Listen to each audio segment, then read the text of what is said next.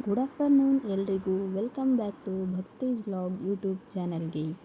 ಇವತ್ತಿನ ವಿಡಿಯೋದಲ್ಲಿ ತಿರುಮಲ ದೇವಸ್ಥಾನದಲ್ಲಿರುವ ವೆಂಕಟೇಶ್ವರನ ಪೂಜೆ, ನೈವೇದ್ಯ, ದರ್ಶನ ಹಾಗೂ ಕೇಶಮುಂಡನ ಮತ್ತು ಹುಂಡಿ ಬಗ್ಗೆ ತಿಳ್ಕೊಳ್ಳೋಣ. ಓಕೆ, ಬನ್ನಿ.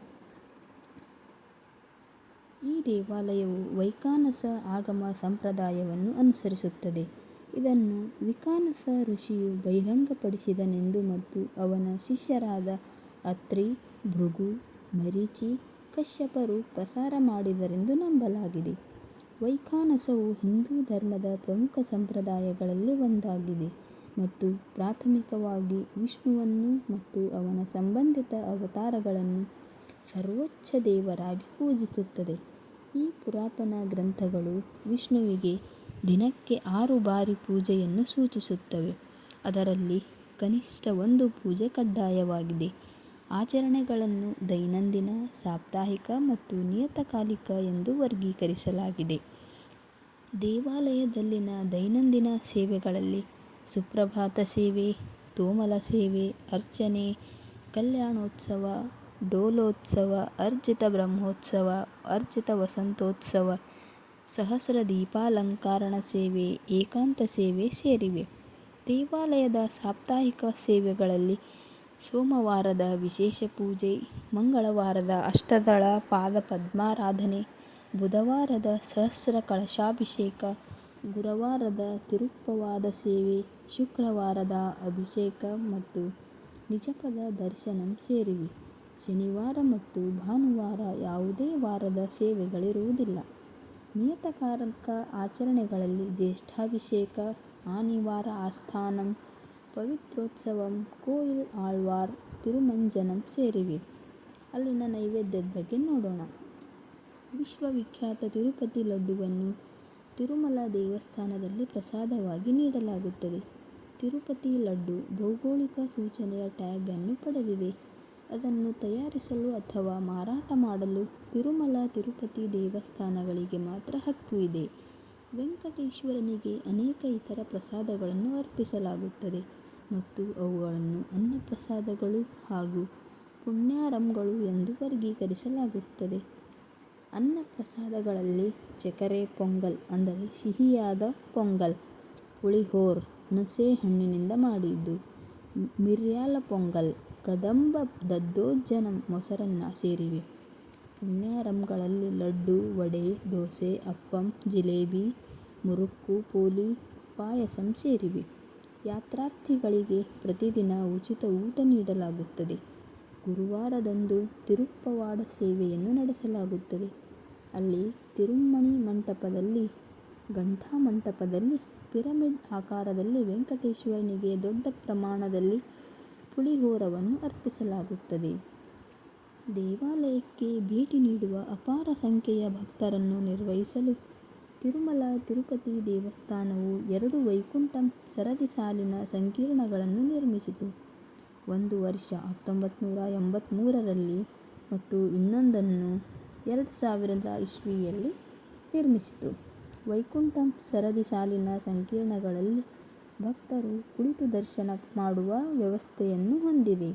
ಅಲ್ಲಿ ಅನೇಕ ಕೊಠಡಿಗಳಿವೆ. ಅಲ್ಲಿ ಭಕ್ತರು ದರ್ಶನಕ್ಕಾಗಿ ಕಾಯುತ್ತಾರೆ. ಸಂಪ್ರದಾಯದ ಪ್ರಕಾರ ಭಕ್ತನು ಮುಖ್ಯ ದೇವಾಲಯದಲ್ಲಿ ವೆಂಕಟೇಶ್ವರನ ದರ್ಶನವನ್ನು ಹೊಂದುವ ಮೊದಲು ಸ್ವಾಮಿ ಪುಷ್ಕರಣಿಯ ಉತ್ತರ ದಂಡೆಯಲ್ಲಿರುವ ಭೂವರಾಹಸ್ವಾಮಿ ದೇವಾಲಯದ ದರ್ಶನವನ್ನು ಪಡೆಯುವುದು ಮುಖ್ಯವಾಗಿದೆ. ಅಲ್ಲಿನ ಮುಡಿ ಕೊಡುವುದರ ಬಗ್ಗೆ ನೋಡೋಣ ಬನ್ನಿ. ಅದಕ್ಕೆ ಕೇಶಮುಂಡನ ಅಂತ ಕರೀತಾರೆ. ಅನೇಕ ಭಕ್ತರು ದೇವರಿಗೆ ಒಂದು ಕಾಣಿಕೆಯಾದ ಮೊಕ್ಕು ಎಂಬುದರ ಭಾಗವಾಗಿ ತಮ್ಮ ಕೇಶಮುಂಡನ ಮಾಡಿಸಿಕೊಳ್ಳುತ್ತಾರೆ. ಸಂಗ್ರಹಿಸಲಾದ ಕೂದಲಿನ ದೈನಂದಿನ ಪ್ರಮಾಣವು 1 ಟನ್ಗಿಂತ ಹೆಚ್ಚಾಗಿರುತ್ತದೆ. ಕೂದಲನ್ನು ಸಂಗ್ರಹಿಸಿ ಅಂತರರಾಷ್ಟ್ರೀಯ ಮಟ್ಟದಲ್ಲಿ ಮಾರಾಟ ಮಾಡಲಾಗುವುದರಿಂದ ದೇವಸ್ಥಾನಕ್ಕೆ ಗಣನೀಯ ಲಾಭ ಬಂದು ಸೇರುತ್ತದೆ. ದಂತಕಥೆಯ ಪ್ರಕಾರ ವೆಂಕಟೇಶ್ವರನ ತಲೆಗೆ ಗೋಪಾಲಕನು ಹೊಡೆದಾಗ ಅವನ ನೆತ್ತಿಯ ಸ್ವಲ್ಪ ಭಾಗವು ಬೋಳಾಯಿತಂತೆ. ಇದನ್ನು ನೋಡಿದ ಗಂಧರ್ವ ರಾಜಕುಮಾರಿ ನೀಲಾದೇವಿಯು ತಕ್ಷಣ ತನ್ನ ಕೂದಲಿನ ಒಂದು ಭಾಗವನ್ನು ಕತ್ತರಿಸಿ ತನ್ನ ಮಾಯೆಯಿಂದ ಅವನ ನೆತ್ತಿಯ ಮೇಲೆ ಇಟ್ಟಳು. ವೆಂಕಟೇಶ್ವರನು ಅವಳ ತ್ಯಾಗವನ್ನು ಗಮನಿಸಿ, ಕೂದಲು ಸ್ತ್ರೀಯ ಸುಂದರವಾದ ರೂಪವಾಗಿದೆ, ಅಷ್ಟೇ ಅಲ್ಲ, ಸ್ತ್ರೀ ರೂಪದ ಸುಂದರ ಆಸ್ತಿಯೂ ಕೂಡ. ತನ್ನ ನಿವಾಸಕ್ಕೆ ಬರುವ ಎಲ್ಲ ಭಕ್ತರು ತಮ್ಮ ಕೂದಲನ್ನು ತನಗೆ ಅರ್ಪಿಸುವರು ಮತ್ತು ಸ್ವೀಕರಿಸಿದ ಎಲ್ಲ ಕೂದಲನ್ನು ನೀಲಾದೇವಿಯು ಸ್ವೀಕರಿಸುವಳು ಎಂದು ಅವನು ಭರವಸೆ ನೀಡಿದನು.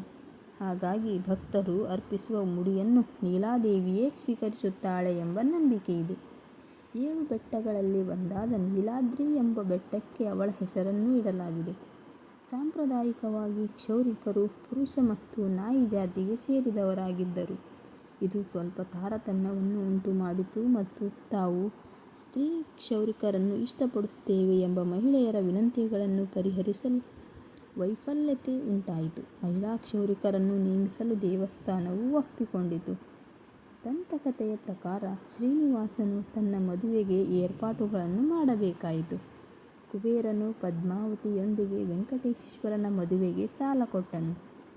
ಶ್ರೀನಿವಾಸನು ಕುಬೇರನಿಂದ 1,11,4 ದಶಲಕ್ಷ ಚಿನ್ನದ ನಾಣ್ಯಗಳ ಸಾಲವನ್ನು ಕೇಳಿದನಂತೆ. ದೇವರ ವಾಸ್ತುಶಿಲ್ಪಿಯಾದ ವಿಶ್ವಕರ್ಮನು ಶೇಷಾದ್ರಿ ಗುಡ್ಡಗಳಲ್ಲಿ ಸ್ವರ್ಗದಂತಹ ಪರಿಸರವನ್ನು ಸೃಷ್ಟಿಸಿದನು. ಶ್ರೀನಿವಾಸ ಮತ್ತು ಪದ್ಮಾವತಿಯರ ಜೊತೆಯಾಗಿ ಚಿರಕಾಲ ಬಾಳಿದರು. ದೇವಿ ಲಕ್ಷ್ಮಿಯು ವಿಷ್ಣುವಿನ ಬಾಧ್ಯತೆಗಳನ್ನು ಅರ್ಥಮಾಡಿಕೊಂಡು ಅವನ ಹೃದಯದಲ್ಲಿ ಚಿರಕಾಲ ಬಾಳಲು ಆಯ್ದುಕೊಂಡಳು. ಇದರ ಸ್ಮರಣಾರ್ಥವಾಗಿ ಭಕ್ತರು ಕುಬೇರನಿಗೆ ಪಾವತಿಸಲು ಸಾಧ್ಯವಾಗುವಂತೆ ತಿರುಪತಿಗೆ ಹೋಗುತ್ತಾರೆ. ವೆಂಕಟೇಶ್ವರನ ಹುಂಡಿಯಲ್ಲಿ ದುಡ್ಡು ದಾನ ಮಾಡುತ್ತಾರೆ. ಹುಂಡಿ ಸಂಗ್ರಹ ಒಂದು ದಿನಕ್ಕೆ 22.5 ದಶಲಕ್ಷ ಮುಟ್ಟಬಹುದು. ಅಲ್ಲಿನ ತುಲಾಭಾರದ ಬಗ್ಗೆ ನೋಡೋಣ.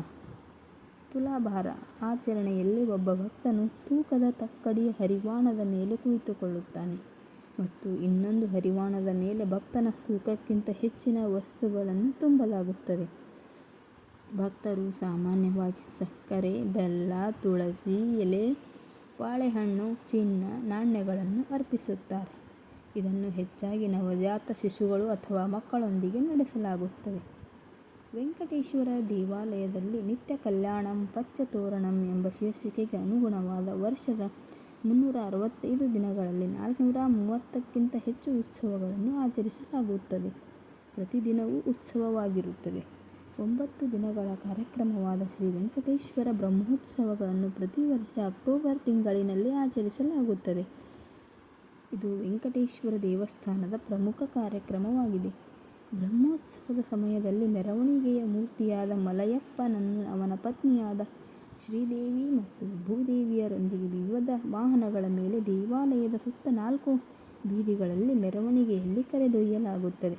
ವಾಹನಗಳಲ್ಲಿ ಧ್ವಜಾರೋಹಣ, ಪೆದ್ದ ಶೇಷವಾಹನಂ, ಚಿನ್ನ ಶೇಷವಾಹನಂ, ಹಂಸವಾಹನಂ, ಸಿಂಹವಾಹನಂ, ಮುತ್ತೈಪು ಪಂಡಿರಿ ವಾಹನಂ, ಕಲ್ಪವೃಕ್ಷ ವಾಹನಂ, ಸರ್ವಭೂಪಾಲ ವಾಹನಂ, ಮೋಹಿನಿ ಅವತಾರಂ, ಗರುಡ ವಾಹನಂ, ಹನುಮಂತ ವಾಹನಂ, ಸ್ವರ್ಣ ರಥೋತ್ಸವಂ, ಗಜವಾಹನಂ ರಥೋತ್ಸವಂ, ಅಶ್ವವಾಹನಂ ಮತ್ತು ಚಕ್ರಸ್ನಾನ ಸೇರಿವೆ. ಬ್ರಹ್ಮೋತ್ಸವದ ಸಮಯದಲ್ಲಿ ದೇವಾಲಯವು ವಿಶೇಷವಾಗಿ ಗರುಡ ವಾಹನದಲ್ಲಿ ಲಕ್ಷಾಂತರ ಭಕ್ತರಿಗೆ ಸಾಕ್ಷಿಯಾಗುತ್ತದೆ. ವೈಕುಂಠ ದ್ವಾರಗಳನ್ನು ತೆರೆಯಲಾಗುತ್ತದೆ ಎಂದು ನಂಬಲಾಗದ ದಿನ ಮತ್ತು ಅತ್ಯಂತ ಪ್ರಮುಖವಾದ ವೈಷ್ಣವರ ಹಬ್ಬವಾದ ವೈಕುಂಠ ಏಕಾದಶಿಯನ್ನು ತಿರುಮಲದಲ್ಲಿ ವೈಭವದಿಂದ ಆಚರಿಸಲಾಗುತ್ತದೆ. ತಿರುಮಲ ವೆಂಕಟೇಶ್ವರ ದೇವಸ್ಥಾನವು ವೈಕುಂಠ ದ್ವಾರಂ ಎಂದು ಕರೆಯಲ್ಪಡುವ ಒಳಗಿನ ಗರ್ಭಗುಡಿಯನ್ನು ಸುತ್ತುವರಿಯುವ ವಿಶೇಷ ಪ್ರವೇಶ ದ್ವಾರದ ಮೂಲಕ ವೆಂಕಟೇಶ್ವರನ ದರ್ಶನವನ್ನು ಪಡೆಯಲು ಒಂದೇ ದಿನದಲ್ಲಿ 15,000ದಷ್ಟು ಸಂಖ್ಯೆಯ ಭಕ್ತರಿಂದ ತುಂಬಿರುತ್ತದೆ. ರಥಸಪ್ತಮಿ ಮತ್ತೊಂದು ಹಬ್ಬವಾಗಿದ್ದು ಫೆಬ್ರವರಿಯಲ್ಲಿ ಆಚರಿಸಲ್ಪಡುತ್ತದೆ. ವೆಂಕಟೇಶ್ವರನ ಮೆರವಣಿಗೆಯ ಮೂರ್ತಿಯನ್ನು ಅಂದರೆ ಮಲಯಪ್ಪ ಮೂರ್ತಿಯನ್ನು ದೇವಸ್ಥಾನದ ಸುತ್ತಲೂ 7 ವಿಭಿನ್ನ ವಾಹನಗಳ ಮೇಲೆ ಬೆಳಿಗ್ಗೆಯಿಂದ ಆರಂಭಗೊಂಡು ತಡರಾತ್ರಿಯವರೆಗೆ ಮೆರವಣಿಗೆಯಲ್ಲಿ ಕರೆದೊಯ್ಯಲಾಗುತ್ತದೆ. ಇತರ ವಾರ್ಷಿಕ ಹಬ್ಬಗಳಾದ ರಾಮನವಮಿ, ಜನ್ಮಾಷ್ಟಮಿ, ಯುಗಾದಿ, ತೆಪ್ಪೋತ್ಸವ ಅಂದರೆ ತೇಲುವ ಉತ್ಸವ, ಶ್ರೀ ಪದ್ಮಾವತಿ ಪರಿಣಯೋತ್ಸವಗಳು, ಪುಷ್ಪಯಾಗ, ಪುಷ್ಪ ಪಲ್ಲಕ್ಕಿ, ಮಾರ್ಚ್-ಏಪ್ರಿಲ್ನಲ್ಲಿ ನಡೆಸಲಾಗುವ ವಸಂತೋತ್ಸವಗಳನ್ನು ಅತ್ಯಂತ ವೈಭವದಿಂದ ಆಚರಿಸಲಾಗುತ್ತದೆ. ವೆಂಕಟೇಶ್ವರ ಸುಪ್ರಭಾತಂ ಎಂಬುದು ತಿರುಮಲ ದೇವಸ್ಥಾನದ ಗರ್ಭಗುಡಿಯೊಳಗಿನ ಮಂಟಪದಲ್ಲಿ ವೆಂಕಟೇಶ್ವರನಿಗೆ ಮಾಡಲಾಗುವ ಮೊದಲ ಮತ್ತು ಮುಂಜಾನೆ ಮುನ್ನದ ಸೇವೆಯಾಗಿದೆ. ಭಗವಂತನನ್ನು ಅವನು ಸ್ವರ್ಗೀಯ ನಿದ್ರೆಯಿಂದ ಎಬ್ಬಿಸುವುದು ಇದರ ಉದ್ದೇಶವಾಗಿದೆ. ವೆಂಕಟೇಶ್ವರ ಸುಪ್ರಭಾತ ಸ್ತೋತ್ರಗಳನ್ನು 13ನೇ ಶತಮಾನದಲ್ಲಿ ಪ್ರತಿವಾದಿ ಭಯಂಕರಂ ಅಣ್ಣಂಗಾರಾಚಾರ್ಯರು ರಚಿಸಿದ್ದಾರೆ ಮತ್ತು ಇದು ಸುಪ್ರಭಾತಂ, ಸ್ತೋತ್ರಂ, ಪ್ರಪತ್ತಿ ಮತ್ತು ಮಂಗಳಾಶಾಸನಂ ಸೇರಿದಂತೆ 4 ಭಾಗಗಳಲ್ಲಿ 70 ಶ್ಲೋಕಗಳನ್ನು ಒಳಗೊಂಡಿದೆ. 14ನೇ ಶತಮಾನದ ಕವಿ ಸಂತ, ತೆಲುಗಿನ ಮಹಾನ್ ಕವಿಗಳಲ್ಲಿ ಒಬ್ಬರು ಮತ್ತು ವೆಂಕಟೇಶ್ವರನ ಭಕ್ತರಾಗಿದ್ದ ತಲ್ಲಪಾಕ ಅನ್ನಮಾಚಾರ್ಯರು ಅನ್ನಮಯ್ಯ ವೆಂಕಟೇಶ್ವರನ ಸ್ತುತಿಗಾಗಿ 32,000 ಹಾಡುಗಳನ್ನು ಹಾಡಿದ್ದಾರೆ. ತೆಲುಗು ಮತ್ತು ಸಂಸ್ಕೃತದಲ್ಲಿರುವ ಅವರ ಎಲ್ಲ ಹಾಡುಗಳನ್ನು ಸಂಕೀರ್ತನೆಗಳೆಂದು ಕರೆಯಲಾಗುತ್ತದೆ ಮತ್ತು ಅವನ್ನು ಶೃಂಗಾರ ಸಂಕೀರ್ತನಲು ಮತ್ತು ಆಧ್ಯಾತ್ಮ ಸಂಕೀರ್ತನಲು ಎಂದು ವರ್ಗೀಕರಿಸಲಾಗಿದೆ. ಈ ರೀತಿಯಾಗಿ ಈ ವಿಡಿಯೋದಲ್ಲಿ ತಿರುಮಲ ತಿರುಪತಿ ದೇವಸ್ಥಾನದಲ್ಲಿರುವುದರ ಬಗ್ಗೆ ವಿವರಿಸಲಾಗಿದೆ.